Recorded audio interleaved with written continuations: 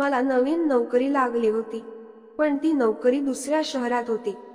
आई म्हणाली, तू मामाकडे जाऊन राहा, कारण तिथे राहशील तर तुझे पैसे पण वाचेल आणि मामा जास्त घरी नसतो, त्यामुळे मामीला पण बरे वाटेल. पण माझी काही मामाकडे राहायची इच्छा नव्हती, कारण मामांना दारूचे व्यसन होते आणि त्यामुळे मामा आणि मामीचे भांडण होत असे.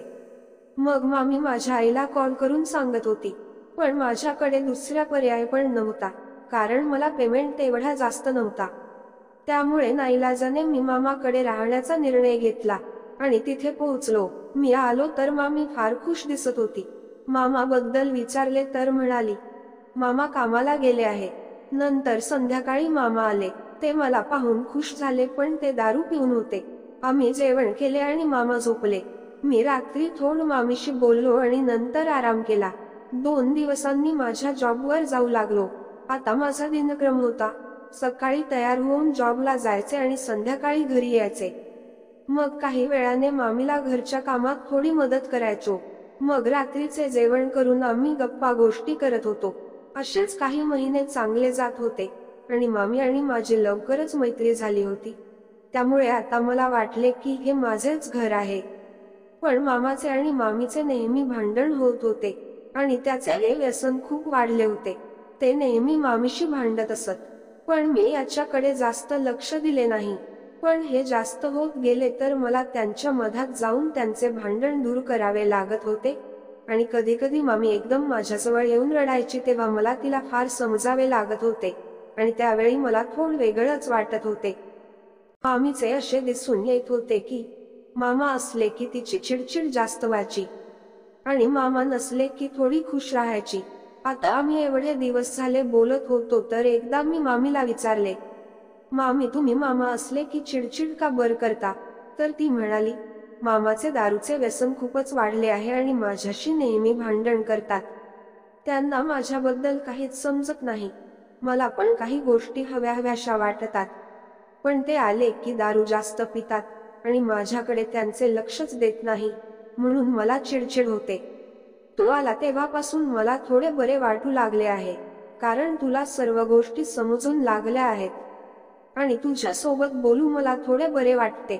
पण हळूहळू मामीचे आणि माझे जुळू लागले होते. तसेच आमचा जवळीकपणा वाढत होता, कारण तिला पण खूप दिवसानंतर आपल्या मनातल्या गोष्टी सांगायला कोणीतरी भेटले होते आणि सतत भांडणामुळे तिचे डोके पण खराब होते. पण मी आल्यामुळे तिला फार छान वाटू लागले. आम्ही अनेक वेळ बसून गोष्टी करायचो. ती पण माझ्या जवळ येऊन बोलायची. तिला माझ्या सोबत बोलून छान वाटत होते, त्यामुळे ती माझ्या सोबत मनमोकळेपणाने पूर्ण गोष्टी मला सांगू लागली. आता आमच्या गंमती पण होऊ लागल्या होत्या आणि त्या गमतीमधून होणारा स्पर्श मनाला अस्वस्थ करत होता. एक दिवस मामा म्हणाले, मला 3-4 दिवसासाठी बाहेर जायचे आहे. मामी त्यांना ठीक आहे म्हणाली, कारण तेव्हा पण ते दारू पिऊन होते. आणि दुसऱ्या दिवशी मामा निघून गेले. आता घरी मामी आणि मीच होतो. मी आपल्या जॉबवर गेलो आणि येताना बिर्याणी आणली. मी आलो तर मामी बसून होती. तिच्या हातात बिर्याणी दिली आणि तिला चहा बनवायला सांगितला. नंतर रात्री आम्ही बिर्याणी खाल्ली आणि बोलू लागलो.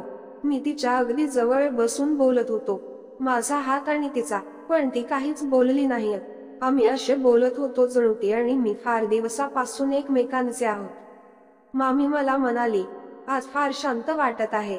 मी तिला हळूच म्हणालो, तुम्ही आणि मीच आहे म्हणून ही शांतता पसरली आहे. त्यानंतर मामी आपल्या खोलीत जाऊ लागली आणि म्हणाली, मला झोप येत आहे.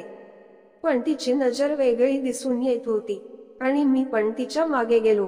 ती आपल्या खोलीत होती, मी तिथे जाऊन बसलो. तर ती मला म्हणाली, मला वाटलेच तू येशील म्हणून, आणि माझ्याकडे बघू लागली. आता मला पण समजले होते तिच्या मनात काय सुरू आहे म्हणून. आणि हळूच मी, तर ती एकदम, आता आम्हाला रोखणार कोणीच नव्हते. तसेच तिच्या डोळ्यात एक वेगळी चमक दिसून येत होती. तिचा आवाज पण फार वेगळा येत होता. अनेक दिवसापासून तिला काही गोष्टी मिळाल्या नव्हत्या, म्हणून तिला आता त्या गोष्टी हव्याशा वाटू लागल्या होत्या. मला तर फार छान वाटू लागले आणि तिचा प्रतिसाद मला घायाळ करत होता. आमची मजा फार दूरवर गेली होती आणि त्याचा आनंद सर्वत्र दळवळत होता. रात्र अर्धी होऊन सुद्धा आम्ही त्या गोष्टीत परिपूर्ण होऊन समाविष्ट झालो होतो. आणि असे होऊन फार वेळ निघून गेला आणि आम्ही झोपी गेलो. सकाळी उठलो तर आमची अवस्था फार वेगळी होती. नंतर मी फ्रेश होऊन नाश्ता केला आणि जॉबला गेलो. त्या दिवशी मी अजून बाहेरून खायला आणले आणि आम्ही जेवण करून त्या गोष्टीचा स्वाद घेऊ लागलो. आता आम्ही आमचा तो स्वाद नेहमी घेत असतो आणि त्यामुळे आम्हाला फार खुशी मिळते. तसेच ती सुद्धा आता फार खुश दिसून येते. मित्रांनो, अशाच अनेक गोष्टींसाठी चॅनलला सबस्क्राईब करा. धन्यवाद.